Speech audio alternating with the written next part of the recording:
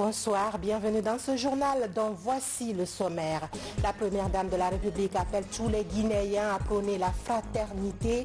Adja Diané Condé a fait ce matin une déclaration dans laquelle elle invite à un éveil des consciences pour la promotion du sentiment patriotique.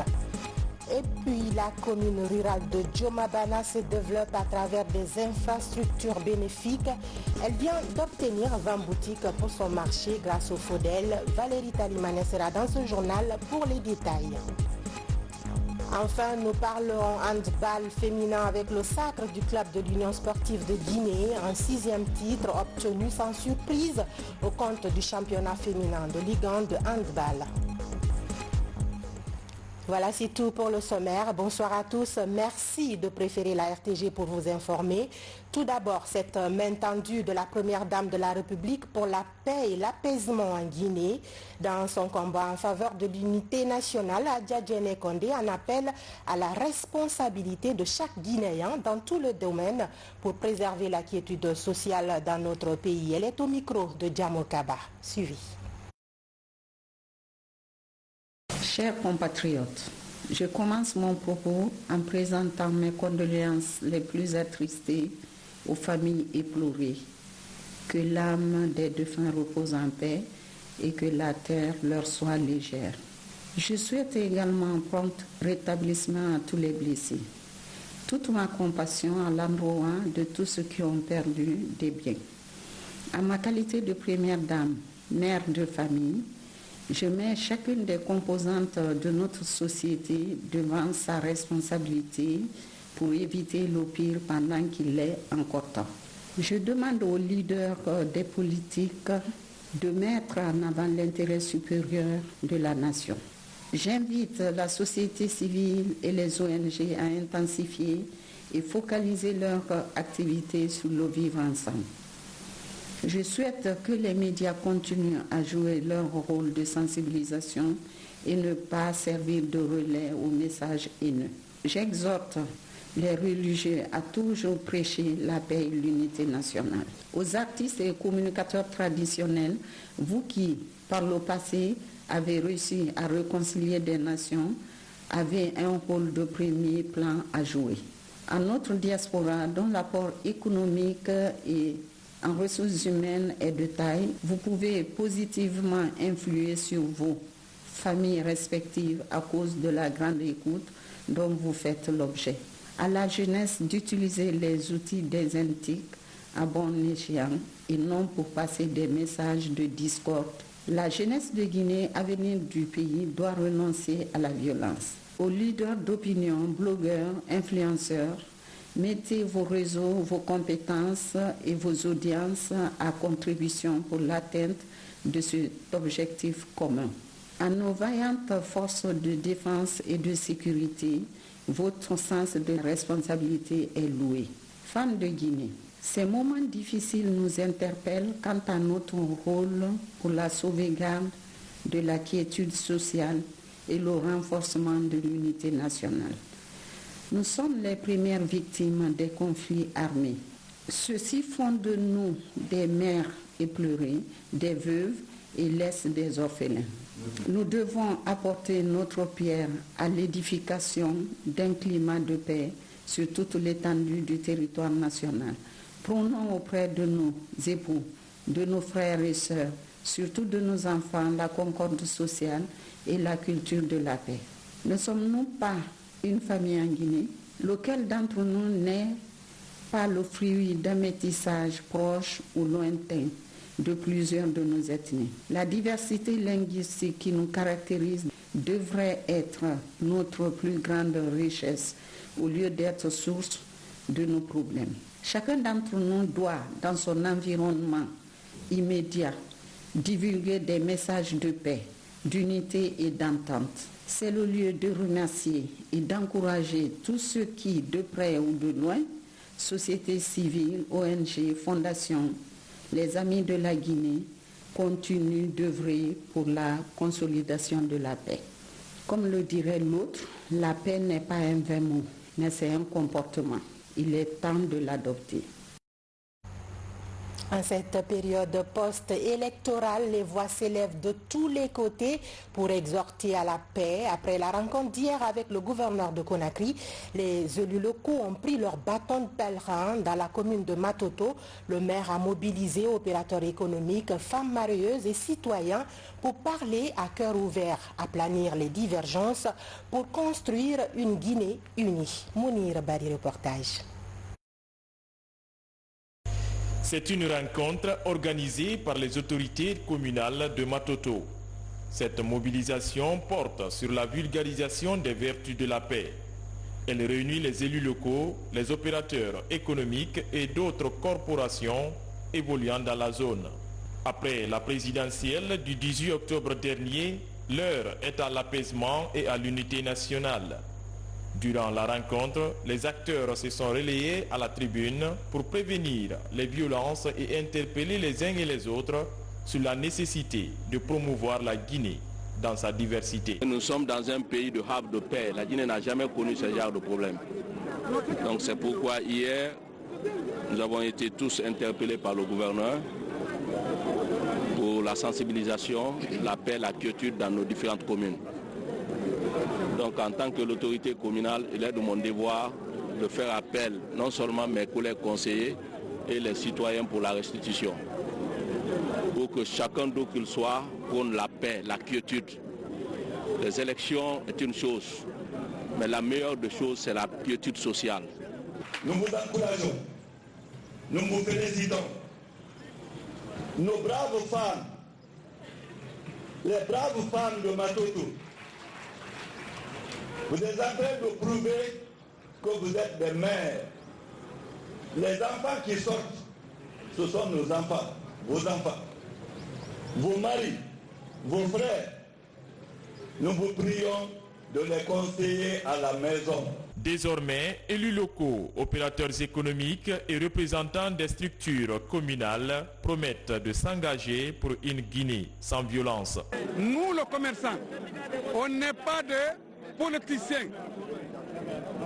Les opérateurs économiques qu'ils ont dans le Matoto, commune Matoto, jusqu'à l'intérieur de Guinée, dans les 5 communes, les opérateurs économiques, on vous donne une garantie.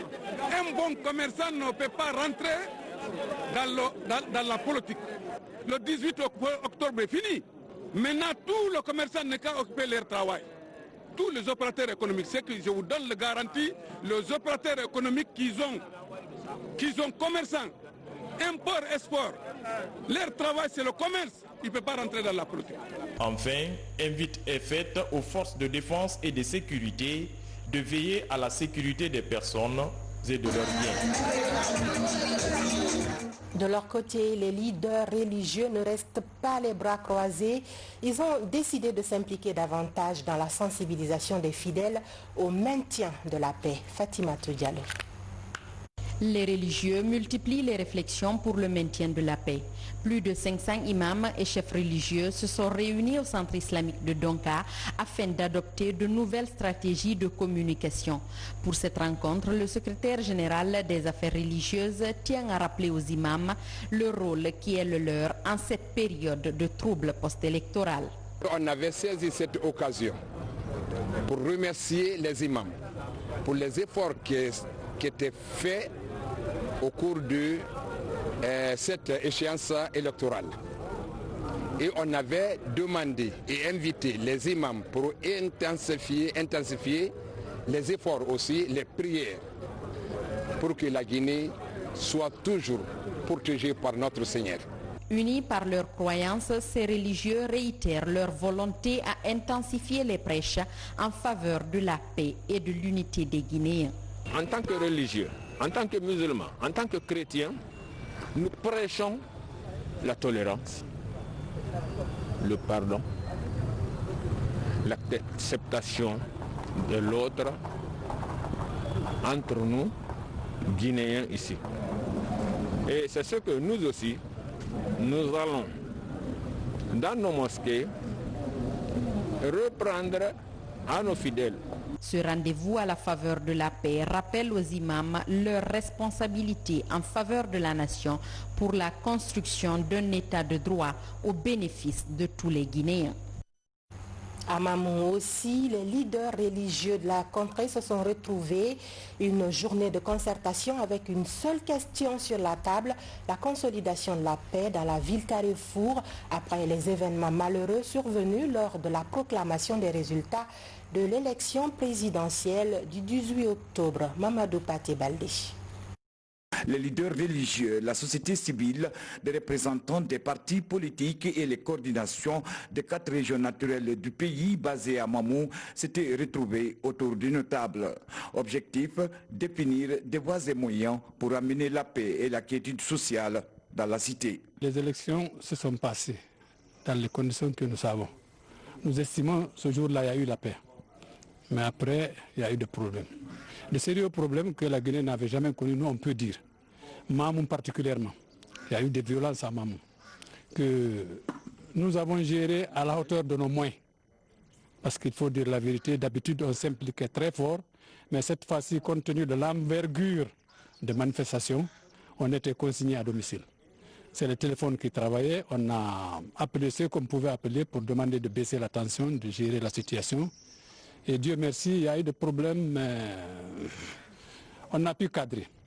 On a prêché, on a partagé des points de vue, on a demandé que tout se passe dans de bonnes conditions et les prières accompagnantes parce que nous sommes des croyants et leaders religieux.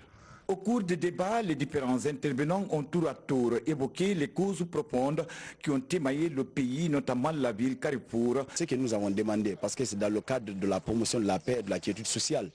Donc presque pas nous seuls, presque tous ceux qui ont participé à la rencontre ont demandé à ce que la vérité soit dite. Il faut ici, comme on l'a dit, les charges, vraiment on a appelé tous les choses, les supporters politiques, les partis, les différentes parties, tout le monde est venu répondre. Nous voulons la paix. S'il y a d'autres qui demandent la paix, c'est leur président Arkansas qui veut la paix, puisque tout le monde est ici à Mamou. Pourtant, Mamou est une ville cosmopolite qui renferme toutes les ethnies du pays depuis des siècles. Et ses populations vivent dans la symbiose, la fraternité et l'entente. C'est pourquoi ces assises de Mamou ont déploré cette divergence et fondent l'espoir sur le renforcement du tissu social, l'unité et la tolérance, ainsi que la cohésion sociale entre ces ethnies qui partagent l'histoire et la géographie. Aujourd'hui, nous sommes heureux que l'inspecteur régional de la Ligue religieuse qu'il ait convoqué cette réunion avec tous les acteurs de la vie sociale et politique de la préfecture de Mamou, pour qu'ensemble, nous puissions discuter des voies et moyens pour renforcer davantage la paix et la quiétude au niveau de la préfecture de Mamou. L'application des principes de la religion dans un pays de 95% des musulmans sera une solution idoine pour cultiver la paix, l'unité et la stabilité et éradiquer les différents maux qui gangrènent le pays en cette période post-électorale. Pour le réseau des femmes pour la paix, la recherche d'une solution pacifique à la crise politique actuelle est primordiale. Ces femmes guinéennes ont rencontré l'épouse du président de l'Union des forces démocratiques de Guinée, UFDG. Elles ont exhorté Alimatou Dalen Diallo à adhérer à leur idéal, une proposition qui a été acceptée par l'épouse de El Hadj Selou Dalen Diallo. Reportage Amadou Touri. En quête d'un dénouement de la crise politique, le réseau des femmes pour la paix rencontre Hadja Alimatou Dalen Diallo, l'épouse du président de l'UFDG. Avec elle, ces dames animées d'un vivre ensemble entre les Guinéens ont expliqué le sens de leur démarche avant d'exhorter Alimatou Dalen Diallo à rejoindre leur idéal commun. Je vais d'abord remercier madame. Elle nous a montré qu'elle est guinéenne. Elle est pour la paix, c'est une mère, une épouse comme nous. Je vais la remercier très sincèrement parce qu'on dit dans ce pays, ce que femme veut, Dieu le veut. Et à partir d'aujourd'hui, nous savons maintenant que nous sommes sur la bonne voie. Et de fait qu'on est venu rencontrer notre sœur, elle nous a accueillis comme ça se fait chez nous, à bras ouverts. Donc franchement, je ne sais pas quoi dire. Il y a eu un moment, quand elle a commencé à parler, Moi, j'ai personnellement pleuré parce qu'elle était émue et nous aussi. Donc, c'est une mère de famille, une épouse. Et nous savons bien que tout ce que les femmes, tout ce que l'épouse veut, l'homme va la suivre. Mais comme elle l'a toujours dit, il faut qu'on fasse en sorte que la paix là vienne de quelque part, du fond du nous. Donc nous allons accepter que cette paix vient du fond du cœur. Dans un climat détendu, l'épouse du président de l'UFDG a accepté volontiers d'adhérer au réseau des femmes pour la paix. C'est un grand plaisir pour moi de recevoir mes sœurs chez moi pour parler de paix et vraiment j'en suis très ravie. Et j'espère qu'à la longue, on va cultiver la paix en Guinée. Donc on va s'atteler, elle et nous, parce que moi aussi j'ai les femmes avec moi, on va s'atteler pour qu'il y ait la paix dans ce pays. Parce que cette paix-là, on en a tous besoin. Il y a des gens qui ont perdu des enfants, il y en a qui ont perdu même leur vie. Donc vraiment, nous souhaitons que ce pays-là soit un havre de paix. Donc on va s'y mettre toutes, chacune de nous, pour qu'il y ait la paix dans ce pays. Après cette étape, ces dames décident de se rendre très prochainement dans les familles des victimes des manifestations politiques. Et puis, 2 semaines après le scrutin du 18 octobre, l'ancien ministre de l'Information et de la Communication fait sa lecture de l'actualité politique. À la faveur d'un point de presse, Aluseni Makanere Kake prône la paix en faisant l'analyse du rapport de l'UFDG. Nous y reviendrons. Sur un tout autre plan, le ministère de l'Action sociale élabore son cadre des dépenses à moyen terme et son budget. En se basant sur la gestion axée sur le résultat, il est question d'adopter un budget cohérent qui prend en compte toutes les préoccupations des bénéficiaires. Mamadi Terna Kamisoko. C'est une avancée majeure dans la gestion des affaires publiques. Le gouvernement guinéen décide de mettre fin au pilotage à vue dans la conduite des projets et programmes. L'idée est d'encourager la gestion axée sur le résultat. Au ministère de l'Action sociale et des personnes vulnérables, un des départements clés des partenaires techniques et financiers, on élabore le cadre des dépenses à moyen terme et du budget programme. L'objectif est de faciliter l'exécution des actions prévues les mois à venir. On quitte la logique selon les moyens pour aller à la logique selon les résultats. Les résultats, c'est quoi? C'est que le gouvernement a donné de l'argent, par exemple, au ministère de l'Action sociale et des personnes vulnérables pour l'autonomisation des handicapés de la Cité de Solidarité. Si cela va aux handicapés de la Cité de Solidarité en termes d'autonomisation, si un handicapé peut sortir de la mendicité à cause de cet argent-là et être autonome, fabriquer des chaussures lui-même et les vendre, comme ça, l'argent qui a quitté le niveau central, il a atteint celui sur lequel ça devrait être atteint. La Guinée est appuyée dans la démarche par l'UNICEF. Elle vise à promouvoir la transparence au sein de l'administration publique. Il est important que le budget alloué aille jusqu'aux bénéficiaires. Et comme il a été dit pendant l'ouverture, les outils sur lesquels les cadres seront formés vont les permettre de faire de telle sorte que lorsqu'un franc guinéen est destiné à un enfant ou à une personne vulnérable, cette personne vulnérable ou cet enfant en bénéficie. Nous voulons désormais avoir des cadres compétents qui seront capables d'élaborer le budget et de mettre les positions de nos cibles. Comme on aime le dire, monsieur le Contact-Né là, professeur, une lampe éteinte ne peut pas éclairer une salle. Ces 4 jours de travaux aboutiront à l'élaboration d'un budget cohérent qui prend en compte les préoccupations des couches vulnérables. Toute chose qui pourrait améliorer la capacité d'absorption des fonds mis à la disposition du ministère de l'Action sociale. La mairie de Kaloum œuvre pour le développement à la base. Beaucoup d'actions sont entreprises sur le terrain. Outre l'équipement du service maternité du centre de santé de Kouléwondi, de nouvelles boutiques modernes sont construites pour les groupements de femmes de la commune. Bernard Tonguino. Le centre de santé de Kouléwondi est un établissement sanitaire de proximité qui vient de bénéficier des travaux de rénovation et de plusieurs équipements. Le projet initié et financé par la mairie de Kaloum a permis l'achat et l'installation des accessoires sanitaires. Il s'agit notamment des lits d'hospitalisation, des fauteuils roulants, une couveuse et plusieurs matériels hygiéniques. C'est la première fois, on envoie une table, on envoie 2 tables, mais pour renouveler tout, c'est la première fois. Surtout nous les sages-femmes, on a beaucoup de difficultés. Ça là, ils ont dit maintenant, on ne doit plus laver les bébés avant 6 heures à la naissance. Mais où on va garder? Au seau. On n'avait pas ça. S'il y a l'accouchement ici, on courait partir à Ignacidine pour mettre les bébés là-bas. Vraiment, même ça là seulement, ça nous suffit. Cet investissement du conseil communal vise à offrir de meilleurs soins de santé aux populations à la base. Une action que la mairie compte étendre aux autres centres de santé de la commune.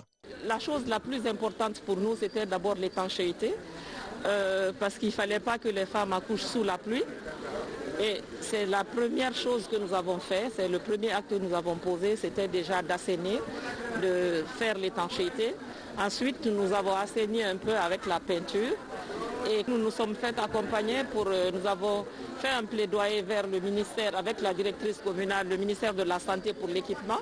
Et aujourd'hui, nous sommes très heureux de voir que le centre est complètement équipé et nous allons continuer ce plaidoyer avec tous les autres centres de santé pour qu'on nous accompagne. Madame le maire de Kaloum est une maire très dynamique. Vous avez vu, elle a initié en très peu de temps un ensemble d'actions dans des secteurs variés, mais avec pour dénominateur commun l'amélioration du bien-être des populations de la commune de Kaloum. Donc, nous, en tant qu'institution financière, il ne s'agit pas seulement de l'accompagnement financier classique, mais il s'agit également de jouer notre rôle de banque citoyenne et d'apporter également une contribution au développement de la commune de Kaloum. Autre projet initié par la mairie de Kaloum, l'ouverture des boutiques modernes pour les groupements de femmes de la commune. Cette initiative financée par le groupe Bolloré devrait permettre aux femmes du secteur informel de mieux revendre les produits. Dans la commune rurale de Djomabana aussi, le développement local est entamé. Djomabana obtient 20 magasins au sein de son marché. Ils sont financés grâce au FODEL. C'est le Fonds de développement économique local à hauteur de 411 millions de francs guinéens. Valérie Talimane. À 15 km du chef-lieu de la préfecture de Sigiri, nous sommes dans la commune rurale de Djomabana. Dans cette localité, les femmes viennent d'être directement impactées par le Fonds de développement économique local. 4 bâtiments flambant neufs pour une vingtaine de magasins sont réalisés conformément au plan de développement local de la dite commune. Cette action économique, c'est ce qui a permis directement la construction de 20 kiosques et la rénovation de postes de santé de Baladougou. Aujourd'hui, toutes les 2 infrastructures sont terminées. Et nous sommes aujourd'hui en phase directement de la réception des 20 kiosques directement qui sont construits à Djomabana. Le coût de la réalisation est de 411 millions. Exposées aux intempéries de la nature, les femmes de Djomabana étaient jusque-là contraintes d'exercer leur petit commerce sous ces hangars. Avec la réalisation de ces nouvelles bâtisses, c'est un nouveau mode de vie qui sera expérimenté. On est sorti de la souffrance. La joie que nous avions aujourd'hui, nous les femmes de Djomabana, est grande. Avant, nous avions un problème de stockage de nos marchandises. Nous sommes reconnaissantes de l'initiative du président. Le développement à la base est enclenché en Guinée depuis 2010 par le chef de l'État. Aujourd'hui, l'un des fruits de cette politique fait des heureux à travers le FODEL, un instrument de partage des richesses pour un développement inclusif. Cela veut simplement dire que les élus locaux ont aussi tout intérêt pour, dans le cadre de l'amélioration des conditions de vie de leur population, d'utiliser de façon efficace les ressources qui leur sont mises à disposition. Nous sommes contents de ce que nous avons vu et ceci est très encourageant par rapport à la mise en œuvre effective de la politique de développement à la base qui est prônée par le président, et ce marché, bien sûr, entre dans le cadre de l'amélioration des conditions de travail des femmes.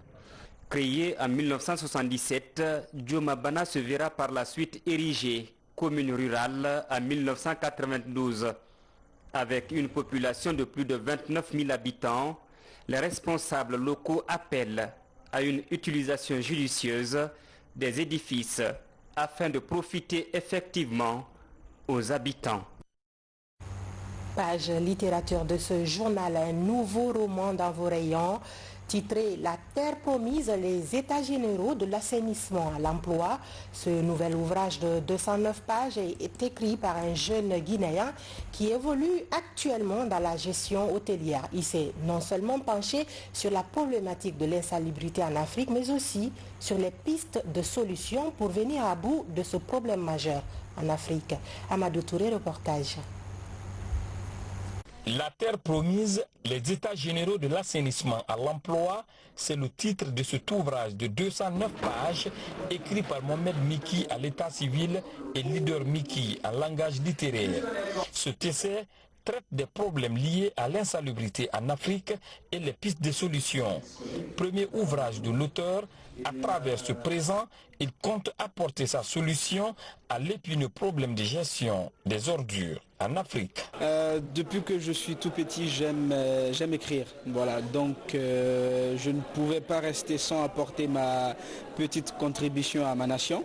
C'est pourquoi j'ai décidé d'écrire sur l'assainissement, parce qu'il y a beaucoup de choses à faire. Donc au-delà du fait que j'aime écrire, c'était pour moi comme une obligation d'apporter ma petite contribution à ma nation, quoi. Pour ceux qui auront la chance de lire ce livre, ils vont voir qu'il y a des propositions concrètes basées sur la création d'emplois, basées sur une politique conjoncturelle à mettre en place, basées sur une politique structurelle à mettre en place pour éradiquer ce phénomène. Ce livre compte 3 parties avec 8 chapitres consacrés exclusivement à la problématique de l'état des lieux, de l'insalubrité et les pistes de solutions. Il vient grossir les rayons des librairies et déjà savoure l'appétit des amoureux de la lecture. La problématique de l'insalubrité aujourd'hui reste une préoccupation majeure, et on dit que l'une des préoccupations les plus essentielles, c'est de projeter la lumière sur ce qui est obscur. Nous sommes dans un pays au fait où dans la plupart des cas on dénonce, on dénigre, on sabote, on critique des fois. Mais ce qui est remarquable chez lui, c'est qu'au-delà de dénoncer, au-delà de critiquer, il a d'abord essayé de connaître les causes. Pourquoi, par exemple, les villes africaines dans la plupart des cas sont sales. Et en faisant le diagnostic, il a essayé de trouver des solutions. Nous, Guinéens, nous avons besoin d'une éducation civique. Je l'ai tantôt dit que le tourisme et l'assainissement vont de pair. Cet ouvrage donc vient à point nommé pour régler un problème, le problème de la propriété et de l'attrait touristique dans notre pays. Produit de l'école guinéenne, Mohamed Miki est titulaire d'une maîtrise en sciences d'hôtellerie et du tourisme de Kipé. Il exerce actuellement cette fonction à l'hôtel Noum de Conakry. On enchaîne avec l'actualité sportive, plus précisément la fin du championnat féminin de Ligue 1 du handball. Sans surprise, le club de l'Union sportive de Guinée est sacré champion. C'est son 6e titre, gagné en finale contre le club olympique de Conakry. Suivez ce compte rendu signé Kabafori. Elle se succède à elle-même au titre de championne de Guinée de handball. Pour la 6e fois et 4 années de suite, l'USG ou l'Union sportive de Guinée domine le championnat féminin du pays. Le sacre de 2020 est acquis en finale contre l'Olympique de Conakry, le même adversaire d'il y a 2 ans, au terme d'une compétition bouleversée par le Covid-19. Le score de 31-21 est sans surprise. Première période, quand on est parti derrière, on a essayé de corriger ce qui ne va pas, et puis on a pu corriger. Il y a certaines qui sont motivées, il y a certaines qui sont fatiguées. Ça ne m'a pas étonné quand même, parce que mon équipe n'est pas au complet du tout. Ce championnat féminin Ligue 1 de handball est la suite logique des autres compétitions organisées par la fédération cette année. Il s'est joué de façon intégrale, regroupant les clubs de Conakry et de l'intérieur du pays. Moi je me dis bien, ce championnat a un caractère particulier parce que vous savez que nous sommes au temps de la pandémie qui est Covid. Donc honnêtement, moi je peux dire que ça a été une réussite, mais aussi une compétition qui avait beaucoup de spécificités parce que nous avons cette contrainte sanitaire. Vous avez vu pendant que les US sont en train de jouer, tout ce que nous avons mis en œuvre pour pouvoir éviter un peu cette pandémie. Je me dis que c'est un sentiment de joie. Cette année, les activités sportives ont pris un sérieux coup dû au Covid-19. À la Fédération guinéenne de handball, l'espoir est permis, selon les responsables du département des sports qui apprécient l'effort des dirigeants. Si nous voyons les cadets et les juniors dominer les seniors et puis voir les jeunes équipes comme Espoir et comme ça venir avec des filles de moins de 15 ans qui ont pu compétir ici avec qualité, donc l'espoir est assuré. Fini donc le championnat féminin Ligue 1 de handball. Le rendez-vous est pris pour l'année prochaine avec de nouveaux challenges pour les responsables et pour les acteurs, toutes catégories confondues. Une belle performance du club de l'USG à féliciter. Fini ce journal, grand merci à vous de l'avoir suivi. Je vous souhaite du plaisir en compagnie de nos programmes. Bonsoir chez vous.